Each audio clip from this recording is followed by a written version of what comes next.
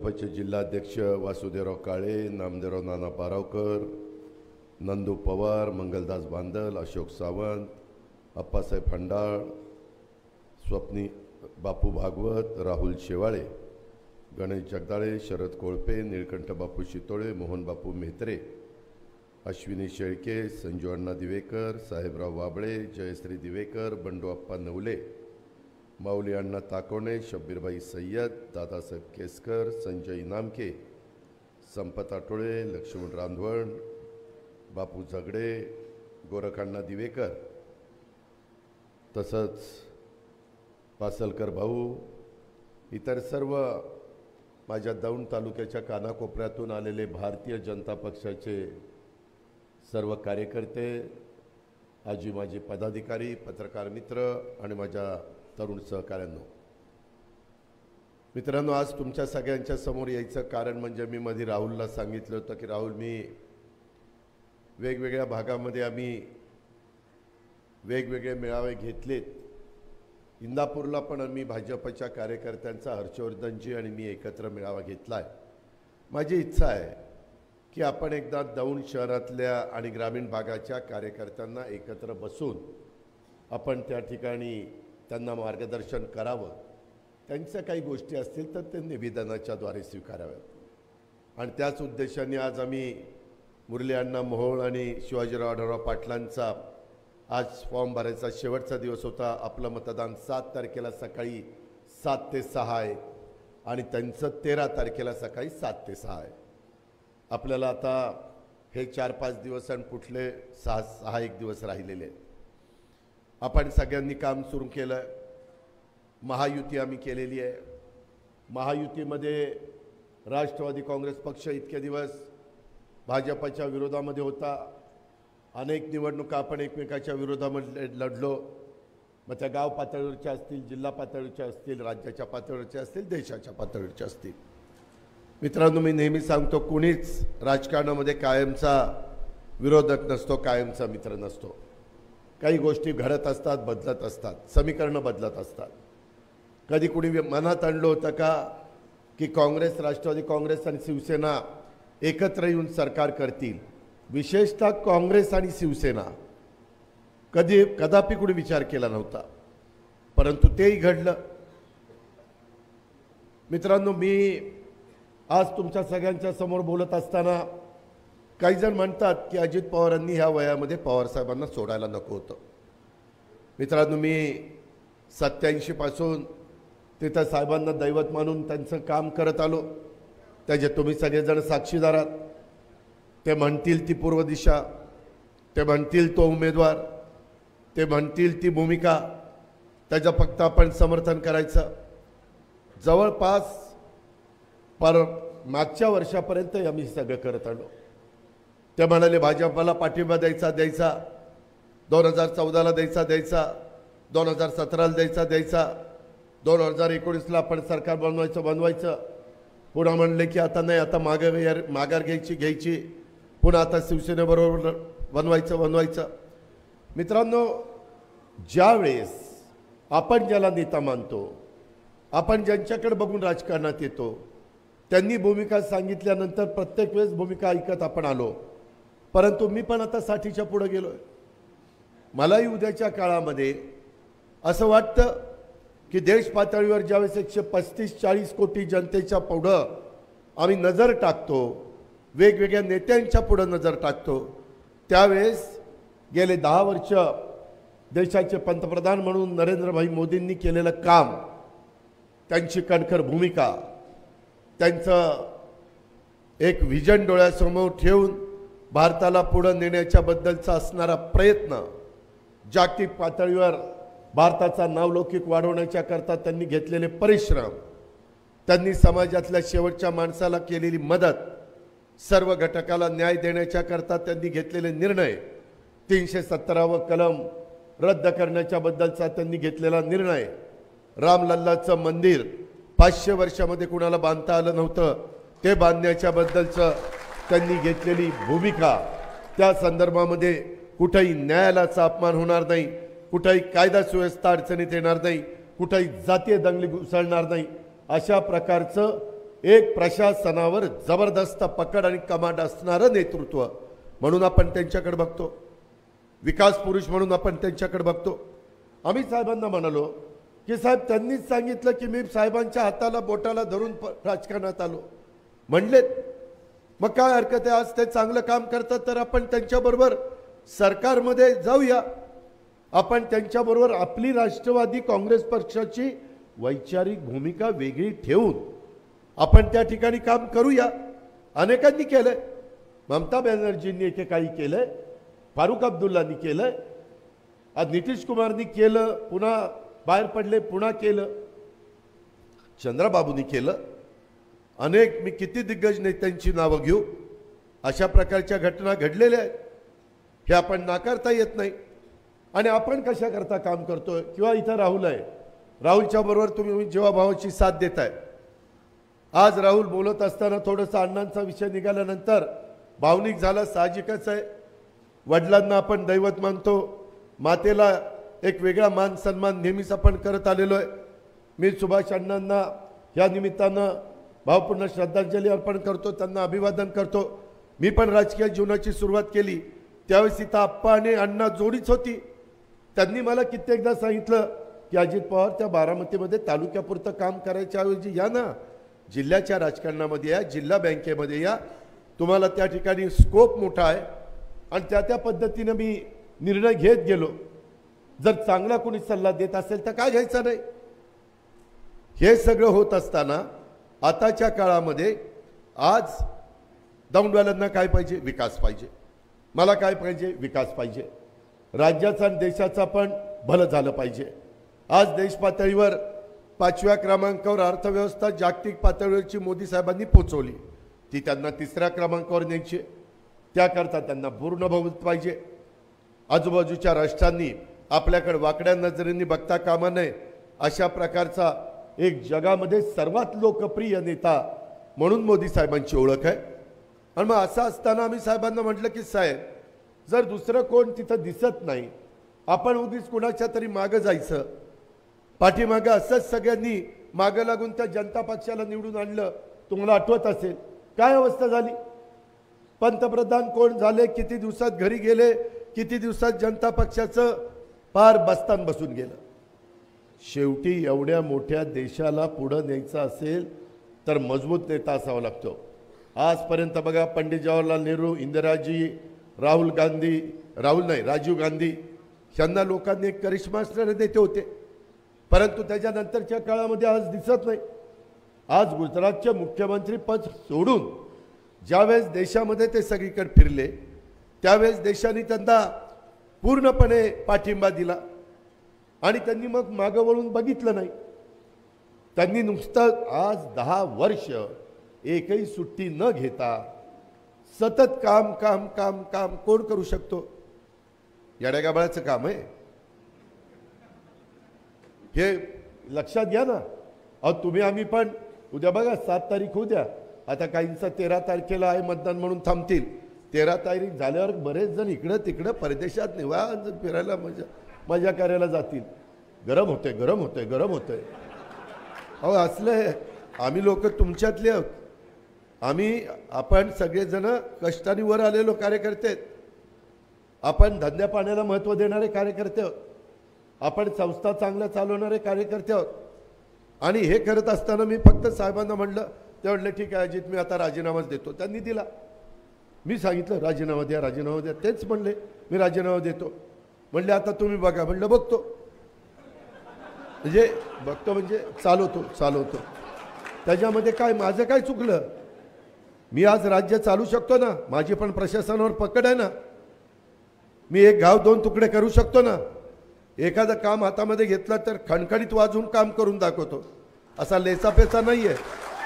आणि त्याकरता मला असं वाटतं, राहुलनी मागाशी जी भूमिका मांडली, आम्हाला देशाचा म्हणजे केंद्राचा निधी आपल्या लोकसभा मतदारसंघात आणायचा आहे। राज्याचा निधी मी देवेंद्रजी तर देतोच, त्या पद्धतीनं राहुल प्रयत्न करतो, इतर प्रयत्न करतायत, परंतु एकट्या राज्याच्या निधीपेक्षा आजपर्यंत राज्याचा निधी आणून माझ्या दौंड तालुक्याचा जो काही कायापालट झालेला तो झाला. मागाशी प्रेमसुख कटारे आपण म्हणले दादा बारामती कशी केली तसं आम्हाला दौंड करून द्या. जरूर करून देऊ. त्यामध्ये निधीची काही कमतरता भासू देणार नाही, कारण माझ्या हातामध्ये 6-6.5 लाख कोटीचा निधी आहे. फक्त एवढंच म्हणणं आहे की दिलेला निधी सत्कारणी लागावा, त्याच्यामध्ये क्वालिटीचं काम व्हावं. दौंडकरांनो, मी सकाळी आज पण बारामतीमध्ये 5:45 लाख कामं बघायला जातो. कोण उपमुख्यमंत्री हो, त्याला स्वतःच्या घराचं काम बघायला वेळ नसतो. आम्ही लोकांचे सार्वजनिक प्रश्न आणि कामं बघत असतो. ही बिल्डिंग नीट झाले का, एस टी स्टँड नीट झालंय का, कामाचं दोरी वळंब्यात काम झालंय का. नाही झालं तर मग त्या कॉन्ट्रॅक्टरला मागचा पुढचा विचार करत नाही. तुला आम्ही निधी दिलेला आहे, कामाचं क्वालिटी पाहिजे, रस्ता क्वालिटी पाहिजे. ह्या पद्धतीनं मी त्या बाबतीमध्ये मागं पण मी पूर्व भागामध्ये खूप रस्ते केलेले. रावणगावची खिंड त्याच्यामध्ये खाली नेली नाही, तिथं ट्रॅक्टर चढत नव्हते. आता सुसाट ट्रॅक्टरवर चढतोय, तरी रावणगाववाले असे तसे करतायत. काय केल्यावर म्हणजे त्यांना बरं वाटेल ती मला काही कळलं. माझं म्हणणं की आता राहुल काम करायला लागला म्हणून तिकडची माणसं जरा चलबिचल, आयला क्रेडिट राहुलला जाईल का काय रे, मग आपल्याला कसं काय राहुल. अरे क्रेडिटचं काय घेऊन बसलाय बाबा. देश जर उत्तम पद्धतीनं प्रगतीपथावर गेला तर राज्यांना महत्त्व आहे, राज्याला महत्त्व आलं तर जिल्ह्यांना आहे, जिल्ह्याला आलं तर तालुक्याला आहे, तालुक्याला आलं तर तुमच्या माझ्या गावांना आहे. आज आपल्याकडं स्वर्गीय सुभाष अण्णा असू द्यात, रंजनाताई असू द्यात, मी असू द्यात, राहुल असू द्यात, आम्ही सगळ्यांनी, पवारसाहेब असू द्यात, आम्ही सगळ्यांनी खूप प्रयत्न केले. जानाईच्या निमित्तानं, श्रीसाईच्या निमित्तानं, पुरंदर उपसा सिंचन योजनेच्या निमित्तानं. पुरंदर उपसा सिंचन योजनेचं तर फायनल त्याची वर्क ऑर्डर ही माझ्या सहीची आहे. एवढीच इच्छा की आमच्या ज्या भागामध्ये कुसळ उगवत नाही तिथं चांगल्या प्रकारचं भाजीपाला, फळं आणि पिकं त्या ठिकाणी यावीत, हीच भावना, दुसरी काय भावना आहे. लोक आपल्या पाठीशी उभे राहतात, लोकांची बांधिलकी आपण स्वीकारलेली आहे आणि लोकांच्या विश्वासाला तडा नाही जाऊन दिला पाहिजे. आज पुणे वाढतंय, बघता बघता मी राजकारणात आलो तेव्हा पुणे 5 TMC पाणी प्यायचं, म्हणजे एवढी लोकसंख्या होती. आता पुण्याला 22 TMC पाणी लागतंय. विचारा राहुलला, 22 TMC पाणी. पाणी कुणाचं कमी झालं? वरसगाव, पानशेत, खडकवासला, टेमघर. आपलं पाणी कमी झालं, आपल्या इंदापूरचं झालं, बारामतीचं झालं, माझ्या दौंडचं झालं, माझ्या हवेलीचं झालं.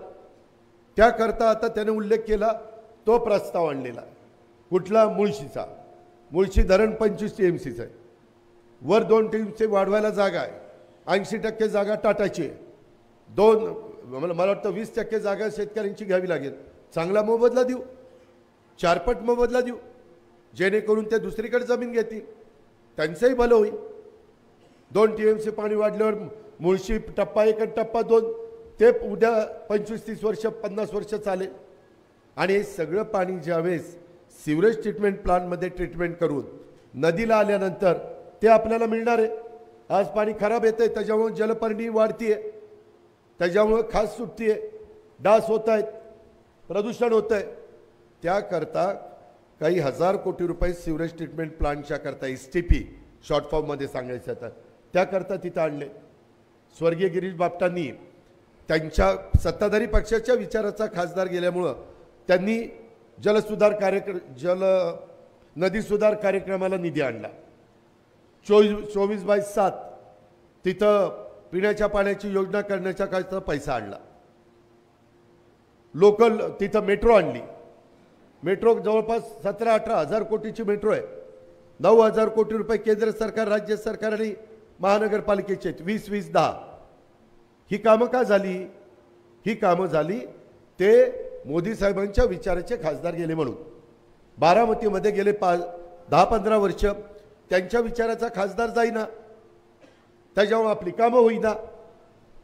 शेवटी किती दिवस थांबायचं? एक दिवस महत्त्वाचा असतो. 1 वर्ष दुष्काळ पडला आणि पीक गेलं तर 3 वर्ष माझा शेतकरी उपजायला येत नाही, पुन्हा त्याची घडी बसवायला, ही अवस्था आहे. आणि त्याकरता आम्हाला आता पाणी आणल्याशिवाय गत्यंतर नाही. त्याचंही तेच मत आहे, माझंही तेच मत आहे. आणि म्हणून देवेंद्र फडणवीसांच्याकडे ते काम आहे, ते त्यांच्याकडनं घेऊ. ऊर्जा खातं त्यांच्याकडे, जलसंपदा त्यांच्याकडे, आणि तुमच्या समोर बोलतोय त्याच्याकडे अर्थ खाते. म्हणजे पैशाची जोड त्याला लागली की कामच झालं. पण त्याच्याकरता महायुतीचं 7 तारखेला बटन घड्याळाचं दाबायचं. आम्ही काही साधू संत नाही. तुम्ही द्या, आमच्याकडनं घ्या आणि वाजून घ्या. त्याच्यात कुठं कमी पडलो तर बोला. त्या संदर्भात तिथलं पाणी आपण इकडं आणू पाहतोय. त्याच्यात आम्हाला मोदी साहेबांची पण मदत पाहिजे. ब्रिटिशांच्या काळामध्ये टाटा धरण झालं, ते कशाकरता झालं? वीज निर्मिती करण्याकरता झालं. आता तर वाऱ्यावर वीज होती, सूर्यावर वीज होती, त्याच्या संदर्भात कोजनमध्ये होती, त्याच्यामध्ये गॅसमधनं वीज होती, न्यूक्लिअरमधनं वीज होती, अनेक प्रकारे वीज तयार होती. पूर्वी फक्त पाण्यापासून, कोळशापासून वीज तयार होती. पूर्वी फक्त पाण्यापासून व्हायची. आता पाण्याचं महत्त्व जास्त होत आलंय. पूर्वी पाण्याचं महत्त्व कमी होतं. मग आता पाण्यापासून वीज नका करू, पाणी आम्हाला द्या. पाणी देण्याच्या करता जुना ब्रिटिशांच्या काळातला कुठला करार ती काळामोडीत. त्यांना त्याच्याऐवजी जेवढी वीज लागती ती आपण सेंट्रल ग्रीडमधनं देऊ. आज मोदी साहेबांनी काही लाख युनिट वीज करण्याच्या करता, मेगावॉट वीज तयार करण्याच्या करता त्यांनी प्रकल्प हातामध्ये घेतले. आम्ही देवेंद्र एकनाथराव शिंदे, आम्ही 8.5 लाख पंप सूर्यावर तुमचे पंप चालतील. तुम्ही सारखे ओरडतात ट्रान्सफॉर्मर जळाला, लाईट नाही, दिवसा नाही, रात्री नाही, काहीच नाही. त्याच्याऐवजी दिवस उजाडला, सोलर चालू, पॅनल चालू, त्याच्या संदर्भातले मोटर जाऊन बटन दाबा, दिवस मावळला, घरी या, बायका मुलांच्या मध्ये जेवा, खावा, आनंदाने राहा. विंचू नको, काटा नको, साप नको, कधीतरी बिबट्या आला तर बिबट्या नको, काही त्रासच नाही. आणि ते पंप चांगले चालतात. मी माझ्या शेतावर बसवलेले आहे, त्याच्यामध्ये कुठली पण अडचण नाही. तशा आता मोदी साहेबांनी आणलंय, जे गरीब आहेत, गरीब, त्याच्यामध्ये 300 युनिट पर्यंत वीज वापरणाऱ्यांना मोफत वीज. 80 कोटी गरिबांना मोफत धान्य, राशन. एकही माझा भारतातला गरीब माणूस उपाशी पोटी झोपता कामा नये. मित्रांनो, तुमच्या माझ्या भागामध्ये इकडे जास्त ऊसाची शेती आहे. मी आज राहुलकडं तर त्याच्या घरी गेलो होतो. कांचननी फर्स्ट क्लास मला जेवण दिलं. आज तिचं लग्न ठरून किती वर्ष झाले ना, आज जेवण दिले तिने मला. असलंय बघा. हा, अरे तिनं बोलवलं नाही तर कसं यायचं? ये मला जेवायला, येडा का काय रे? त्याच्यामध्ये मी काय सांगतो की त्या संदर्भामध्ये आम्हाला तो भाग गमतीचा आहे. शेवटी आपण माणूस की एकमेकांशी सांभाळत असतो. बाबांनो, ह्या संदर्भात केंद्राचा निधी आला पाहिजे. मगाशी राहुलनी प्रश्न काय काढला? बुडीत बंधाऱ्याचा. रंजनाताई कुल असताना ट्रायल बेसवर मी बुडीत बंधारा ट्रायल बेसवर दिला होता. राहुलचं म्हणणं, रंजनाताई पण मला आज भेटल्या, त्या म्हणल्या अजित त्याचा रिझल्ट आम्हाला चांगला वाटतो, अजून केलं पाहिजे. शेवटी राज्य सरकारमध्ये काम करताना एखादी गोष्ट नियमात नसेल तर एक गोष्ट आमच्या हातात असते, स्पेशल केस, विशेष बाब. तिथं विशेष बाब करायची आमच्या देवेंद्रजींनी, कोंबडा काढायचा, मी पैसे द्यायचे की पुढचा बुडीत बंधारा. त्याच्यामुळं राहुल काही काळजी करू नको. क्रीडा संकुलाच्या संदर्भामध्ये देखील मी तर ऑलिम्पिक असोसिएशनचा महाराष्ट्र राज्याचा अध्यक्ष आहे. मी यावेळेस मुद्दाम क्रीडा खातं माझ्याकडे संजय बनसोडेकडे पण राष्ट्रवादीकडे घेतलंय. क्रीडा संकुलाला पण आपण त्या ठिकाणी चालना देऊ. शेवटी तेही आज तरुण तरुणींना व्यवस्थितपणे त्यांचं आरोग्य राहण्याच्या करता, व्यायामाच्या करता, त्यांच्या अंगामध्ये असणारं जे प्रावीण्य आहे कुठल्याही खेळाचं ते त्यांना प्रॅक्टिस करण्याच्या करता, त्यांची तयारी करण्याच्या करता ते करू. दौंड शहराचे प्रश्न आहेत, तिथं चौफेर विकास झाला पाहिजे. दौंड शहर तर असं आहे की पलीकडं नदी, इकडं वाढायला जागा नाही, इकडं रेल्वे नाही. आता तिथं म्हणजे SRP. मी परवाच राहुलला बोलत असताना म्हणालो, राहुल आपल्याला जरा देवेंद्रजींशी बोलून काही प्रमाणामध्ये जमीन SRPची, ही गावाच्या जवळची, शहराच्या महत्त्वाच्या विकासाच्या करता, मग दफनभूमी असेल, स्मशानभूमी असेल, उद्यान असेल, इकॉनॉमी विकर सेक्शनच्या गरीब लोकांना घरं बांधण्याचा 3 कोटी लोकांना घरं बांधण्याचा कार्यक्रम आता मोदी साहेबांचा येतोय. त्याच्यामध्ये गरीब गरीब ह्या सगळ्या जाती धर्माचे लोक त्याच्यामध्ये घेतलेले, तो त्या ठिकाणी द्यायचा असेल अशी आपण करू, त्याच्यामध्ये काही अडचण नाही. आणि त्या पद्धतीनं आम्ही देवेंद्रजींशी, एकनाथराव शिंदेंशी बोलून त्याच्यातनं मार्ग काढू. त्याच्यामुळे शहराचा चौफेर विकास होईल. आपलं शहर म्हणजे कॉस्मोपॉलिटन शहर आहे, जिथं मागासवर्गीय, मुस्लिम आहे, ख्रिश्चन आहे, 18 पगड 12 बलुतेदार सगळ्या जाती धर्माचे लोक आहेत. त्याच्याकरता ज्या काही सुविधा द्यायच्या त्या देता येतील. मित्रांनो, मी कामाचा माणूस आहे. दिल्लीत मोदी साहेब कामाचा माणूस, राज्यात आपण कामाचा माणूस, मग काय दौंडला कमी आहे. पण घड्याळाचं बटन दाबायचं, ती विसरायचं नाही. आणि त्यावेळेस कमळ नाही, ह्यावेळेस घड्याळ आहे. मला वाटतं कांचनचं कमळ होतं, पण यावेळेस घड्याळ आहे, तेवढं लक्षात ठेवा. त्याचबरोबर केंद्र आणि राज्य सरकारचा मोठा निधी आला पाहिजे. मित्रांनो, निधी केव्हा येईल? आम्ही आता महाराष्ट्र राज्यामध्ये राहुल कुल भाजपचे आमदार आहेत. ते देवेंद्रजींच्याकडे गेल्यानंतर देवेंद्रजी त्यांना मदत करतात का, तर ते भाजपचे सत्ताधारी पक्षाचे आमदार आहेत म्हणून मदत करतात. त्या पद्धतीनं केंद्रामध्ये देखील मोदी साहेबांना तिसऱ्यांदा पंतप्रधान करण्याच्या करता आपला उमेदवार तिथं निवडून गेला तर ते उमेदवार सांगतील ना, किंवा मोदी साहेब आम्ही आता निवडून आलेलो आहे, आमची ही कामं आहेत, त्यांच्याबरोबर आम्ही जाऊ. राहुल येईल, कांचननी मागं नाही दिल्ली बघितली, तिला दिल्ली दाखवू, मी जाईन, बाकीचे सगळे हर्षवर्धनला नेऊ, दत्ता मामाला नेऊ. काय आम्ही एकमेकाचा बांध रेटला होय काय तिच्या आहे. ठीक आहे, काही झालं भांड्याला भांडं लागतं. त्याच्यामुळं आम्हाला त्यांना सगळ्यांना तुम्हालाही विकास पाहिजे. भांडून तर काही मिळत नाही, फक्त कुणावर अन्याय होऊ नये. नाहीतर मतं घ्यायची पुन्हा हायच एकमेकाच्या बॉकांडी, ते तसलं होतं कामा नये. मी पण त्या गोष्टी पाळल्या पाहिजेत, राहुलनी पण पाळल्या पाहिजेत, माझ्याही कार्यकर्त्यांनी पाळल्या पाहिजे. ह्याबद्दलची आपण भूमिका घेऊ ना. आपण तसं शब्दाचे पक्के असतो, त्याच्यामध्ये उगीच कोणाला वाऱ्यावर सोडणार नाही, कारण आपल्याला नेहमी एकमेकाला भेटायचे. इतर पण आपली कामं असतात. आणि त्याचबरोबर ह्या दौंडचा विकास करण्याच्या करता केंद्राचा निधी जसा त्यांनी आणला, कुणी आपल्या गिरीश बापट साहेबांनी, तशा पद्धतीनं आपली लोकल दौंड पुणा ती सुरू करायची, ती फास्ट करायची. वंदे भारत ट्रेन असतील, आपल्या स्टेशनचा चांगल्या प्रकारचा जीर्णोद्धार करण्याचं काम असेल. मगाशी राहुलनी सांगितलं तशा प्रकारचे अनेक उड्डाण पूल, ते बाबा फार अभ्यास करतोय सध्या.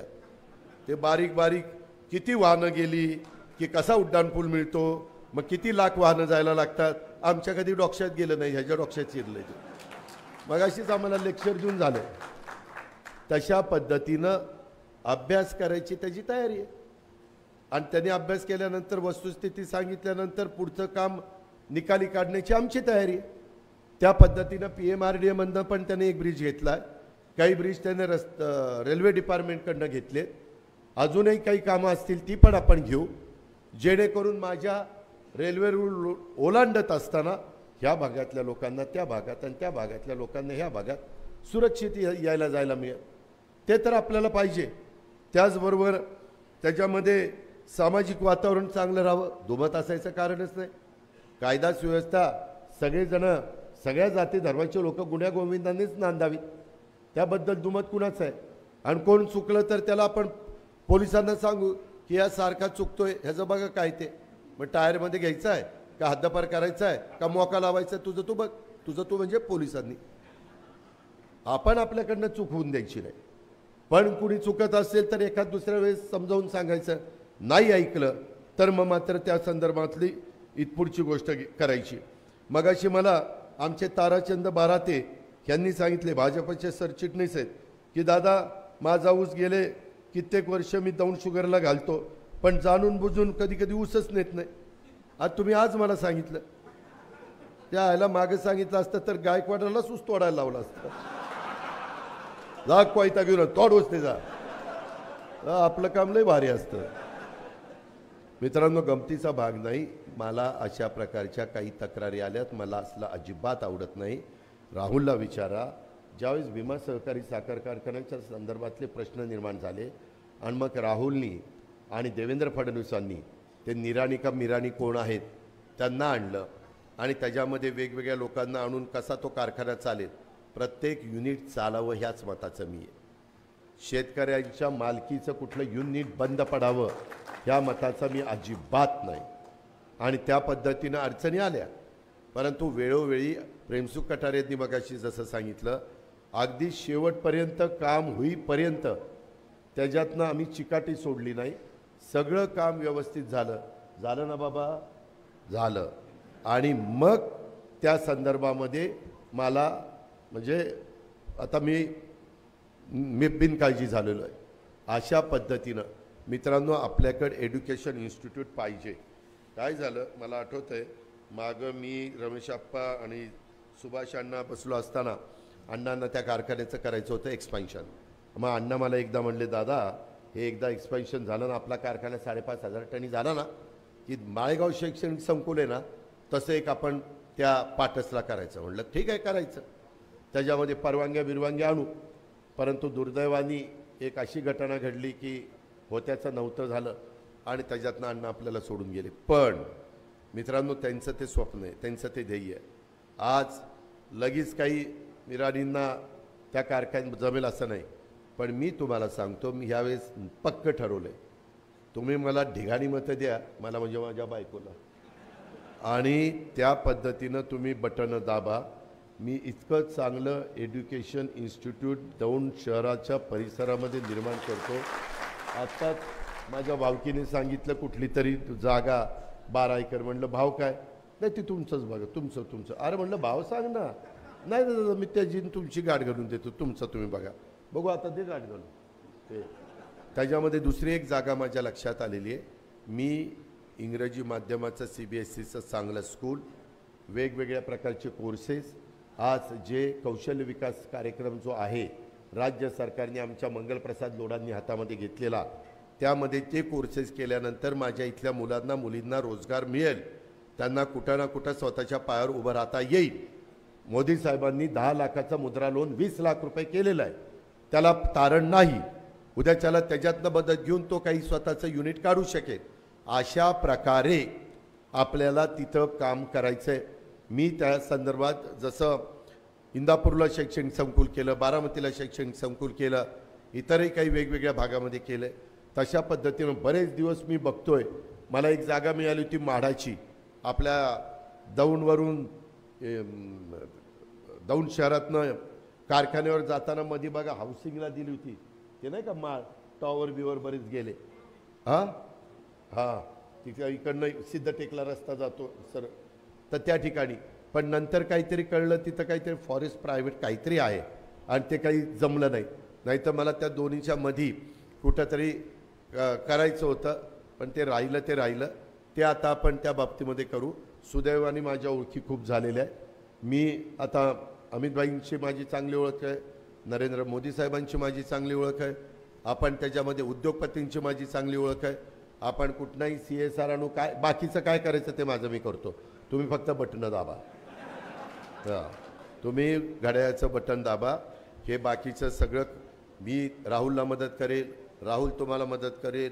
आम्ही सगळे मिळून तिथं मंत्रालयामध्ये बसू.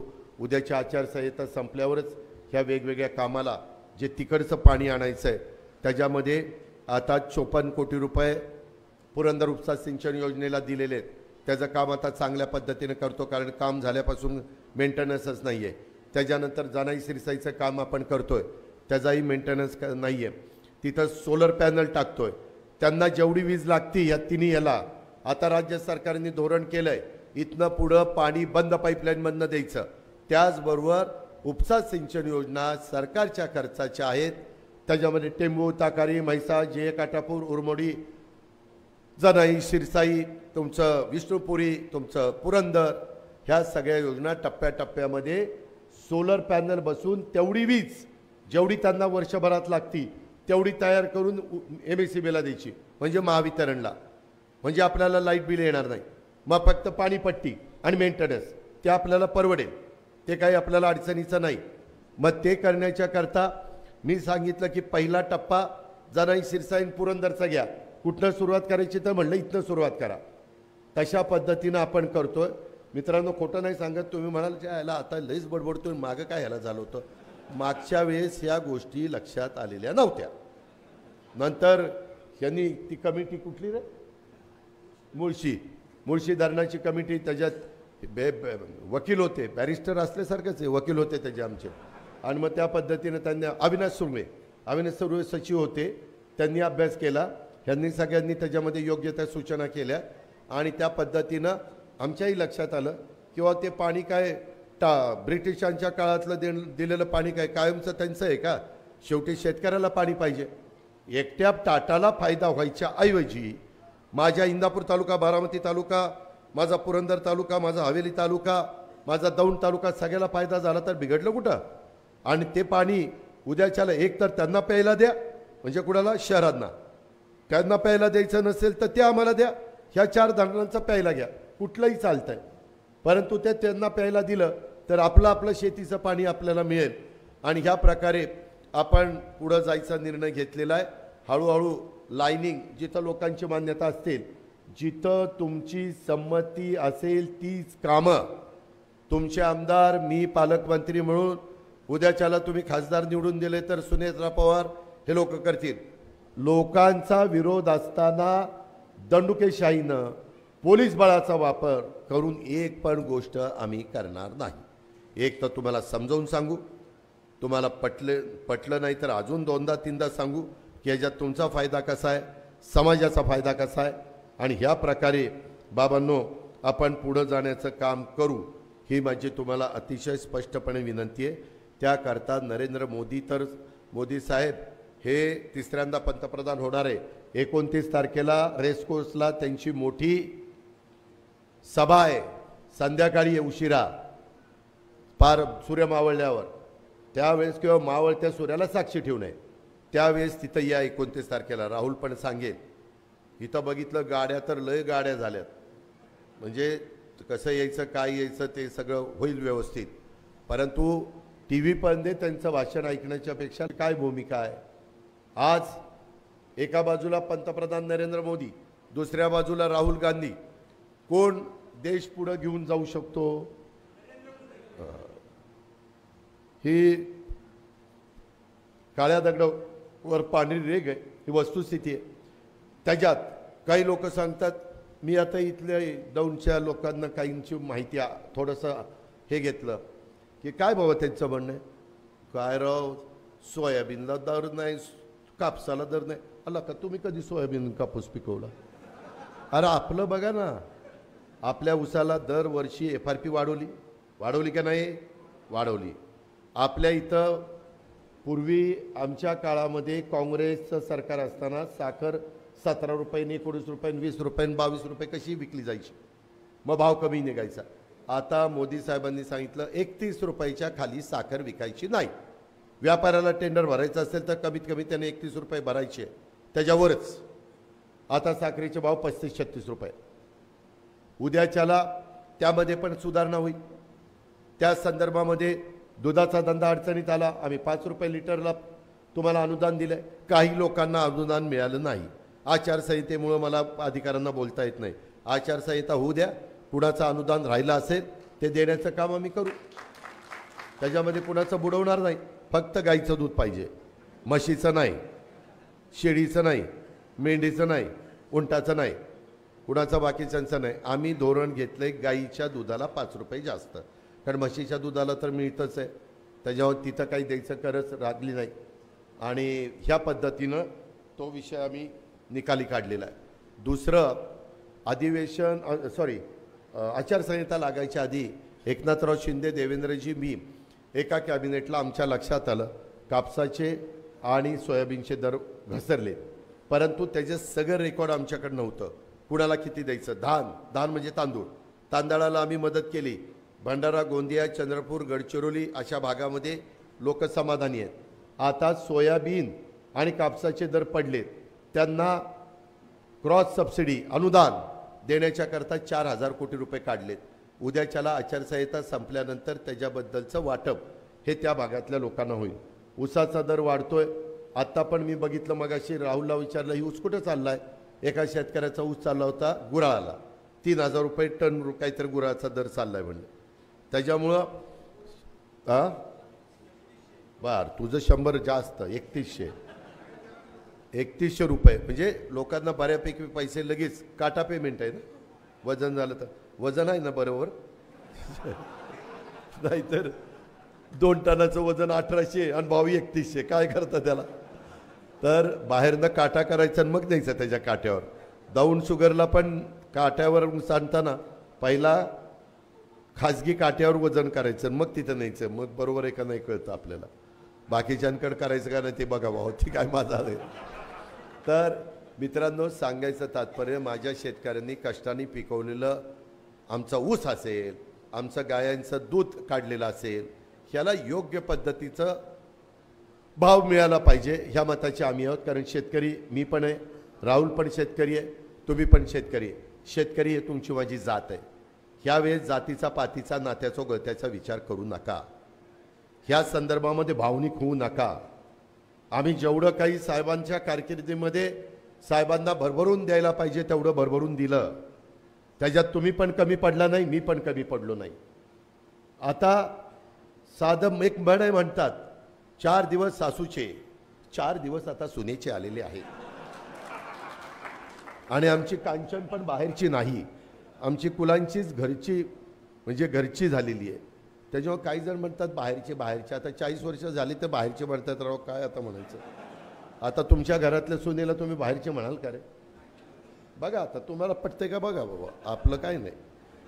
हे जे काही चाललेलं आहे, अरे निवडणुकीचं बोला ना, विकासाचं बोला ना. कुठं काही आम्ही कमी पडलो तर ते सांगा ना. भावनिक कशाला मुद्दा करताय? आज सगळे तुमच्या घरात पण एखादी व्यक्ती वयस्कर झाल्यावर पोराच्या हातात देते ना धंदा, का नाही देत? मग द्या ना आमच्या हातात. नाही मी खोटं नाही बोलत, मी खरंच सांगतोय. कारण काही जण भावनिक करतात. भावनिक मुद्दा नाहीये हा, तुमच्या पुढच्या पिढीच्या भवितव्याचा प्रश्न आहे. उद्याच्याला केंद्रामध्ये मोदी साहेब असतील आणि जर टाटानी नाही ऐकलं, एक मोदी साहेबांचा फोन किंवा अमित भाईंचा फोन गेला की टाटा सरळ होईल. नाही सर देतो जी सर असं असतं. सोनारांचं कान टोचायचे असतात. कुणी कान टोचले की दुखतंय, लय दुखतंय. स्वराने हा तेच मी म्हणतोय, म्हणून तर गाड्या आठव. तर त्याच्यामुळं नेहमी आपलं भाजपचं कमळ असायचं. आता ते वासुदेवरावांना पहिले 2 दिवस सांगत होतो, कमळ नाही घड्याळ घड्याळ घड्याळ. मी आता मशीनवर त्यांच्याकडनं गिरून घेणार आहे. आज तर बाबा लय खुश झालाय, नातवंड झालंय. पेढे काही आणले नाही, नुसतं तोंडीच सांगितलं नातू झाला. अरे पेढा दे. तर अशा पद्धतीनं एकंदरीत हे सगळं चाललेलं आहे. मी थोडंसं हलकं फुलकं राहावं म्हणून हे बोलतोय. परंतु मित्रांनो, मी फार सिरियस आहे, राहुल पण फार सिरियस आहे. आपल्या दौंड तालुक्याने बाकीच्यांनी हवेलीनी हे आपलं कायमचं दुखणं दूर करायचं झालं तर केंद्रात ज्या विचाराचं सरकार आहे त्याच विचाराचं सरकार राज्यात आणावं लागेल, त्याच विचाराचा आमदार राज्यात आणावं लागेल, त्याच विचाराचा खासदार आपल्याला त्या ठिकाणी द्यावा लागेल. ह्या संदर्भामध्ये आपल्याला आपला फायदा उठवायचा आहे. मागं जे काही झालं गेलं गंगेला मिळालं. किती उकिरडा उकरत बसला तरी त्याच्यातनं कचराच बाहेर निघणार आहे. आपण शब्दाचे पक्के आहोत. त्याच्यामध्ये मागं वेगवेगळ्या काळामध्ये वेगवेगळ्या घटना घडल्यात, त्याचा मी पण साक्षीदार आहे. परंतु इथून पुढच्या काळामध्ये आपण एक समंजस भूमिका घेऊन भारताचा सर्वांगीण विकास, महाराष्ट्राचा सर्वांगीण विकास, माझ्या दौंड तालुक्याचा सर्वांगीण विकास हे ध्येय डोळ्यासमोर ठेवून आपण त्या ठिकाणी पुढे जाण्याचा निर्णय घेतलाय. त्याला कुठेही दृष्ट लागून देऊ नका, हलक्या कानाचं राहून देऊ नका. तो करतोय तर मी काय करायचं, मग मी करतोय तो लक्ष देत नाही, असं एकमेकावर ढकलू नका. ह्याच्यातनं राहुलची देवेंद्रजींच्याकडं वर पक्षाकडे विश्वासार्हता कमी पडून देऊ नका. मी देखील त्या संदर्भामध्ये सगळ्या गोष्टी तुमच्याकरता करायला तयार आहोत. मला आता 7-7 वेळेचा आमदारकीचा अनुभव आहे. कामं कशा पद्धतीनं मंजूर करून घ्यायची, निधी केंद्रातनं कसा आणायचा, आपले महत्त्वाचे प्रश्न मार्गी लावण्याच्या करता कुठं पाठपुरावा करायचा आणि कशा पद्धतीनं आपल्या लोकांना त्याच्यातनं मदत करायची, ह्या सगळ्या गोष्टीचं ज्ञान आम्ही सगळ्यांनी आत्मसात त्या ठिकाणी केलेलं आहे. मागं जे खासदार गेले ते विरोधी पक्षाचे असल्यामुळं त्यांना भाषणं केल्याशिवाय दुसरं काही गत्यंतर नव्हतं. भाषणं करून तुमची पोटं भरणार नाहीत, भाषणं करून तुमच्या इथल्या बेरोजगारांना रोजगार मिळणार नाही, भाषणं करून इथं आर्थिक संपन्नता येणार नाही, भाषणं नुसती करून आपले फ्लायओव्हरचे प्रश्न, आपले रोडचे प्रश्न, आपले शेतीच्या पाण्याचे प्रश्न, आपले पिण्याच्या पाण्याचे प्रश्न हे सुटू शकणार नाही.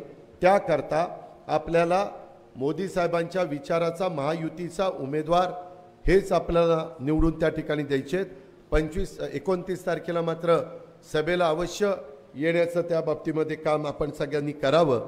आणि मी एवढंच सांगतो की जे काही आत्ता ठरलेलं आहे ह्यामध्ये मी तुम्हाला किंवा राहुलला कुठंही वाऱ्यावर सोडणार नाही, हा माझा तुम्हाला शब्द आहे.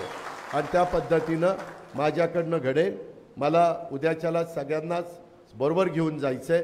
शेवटी आपला विकास झाला पाहिजे, ही गोष्ट आपण सगळ्यांनी लक्षात घ्या. भावनिक होऊ नका.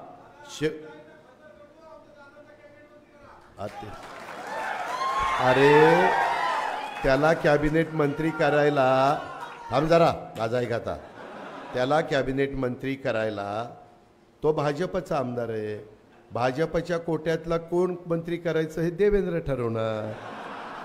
त्याला घड्याळाकडे यायला लावा, उद्या कॅबिनेट. आपला शब्द आहे आपला. आता 10 लोकांना केलं की नाही मंत्री, आपण केलं आपण. बघ पटतंय का बघ. मित्रांनो मी एवढंच तुम्हाला सांगतो की नाही, मी खरं बोललो. मी उगीच काय उद्या देवेंद्र मंडळच्या आलं तुम्हाला कोणी माझी मंत्री वाटायला सांगितलं, तुम्ही काय प्रसाद वाटत चालला का काय. एकनाथराव शिंदे त्यांचे मंत्री करणार, देवेंद्रजी त्यांचे मंत्री करणार, मी राष्ट्रवादीचे करणार. मी फार तर देवेंद्रला सांगेल, देवेंद्र बाबा ही पोरगा लय चांगला आहे, लय चांगला आहे, तुमच्या ग्रामीण भागामध्ये भाजपही वाढवेल. आता ग्रामीण भागात जरी भाजप वासुदेवराव जिल्हाध्यक्ष असले तरी एकच आमदार भाजपचा आहे. उद्याच्याला त्याला मंत्री केलं तर आणखीन आमदार वाढतील, राष्ट्रवादीचे कमी न होता. मित्रांनो आम्हाला जायचं आहे, आता 6 वाजून गेले. पण मी एवढंच तुम्हाला सांगतो, मी हे जे काही बोललो आहे ह्याच्यातला गमतीचा भाग काढून द्या, परंतु बाकीचं मी सिरियसली बोललेलो आहे. आपल्याला पाण्याशिवाय गत्यंतर नाही. तुमच्या माझ्या शेतकऱ्याच्या अंगामध्ये पाणी आहे, परंतु त्याच्या शिवारात पाणी दिल्याशिवाय, त्याच्या विहिरीत पाणी दिल्याशिवाय, त्याच्या कॅनॉलला पाणी दिल्याशिवाय, त्याच्या पाईपलाईनला पाणी दिल्याशिवाय तो बिचारा काही करू शकत नाही. आणि ते करण्याच्या करता आपल्याला एक सुवर्ण संधी साधून आलेली आहे. आम्ही सगळेजण एका जीवानी ह्या बाबतीमध्ये कामाला लागलेलो आहे. त्याचा पुरेपूर फायदा हा माझ्या दौंड विधानसभा मतदारसंघातल्या तमाम जनतेने उठवावा, हीच आग्रहाची, नम्रतेची, कळकळीची विनंती करतो आणि आपल्या सगळ्यांची रजा घेतो. जय हिंद, जय धन्यवाद दादा. या ठिकाणी गोरखांना देवेकर यांना विनंती करतो की त्यांनी आभार प्रदर्शन. बारामती लोकसभा मतदारसंघातील उमेदवार सुनेत्राताई हरिदादा पवार, जिल्हाध्यक्ष वासुदेवराव काळे, नामदेव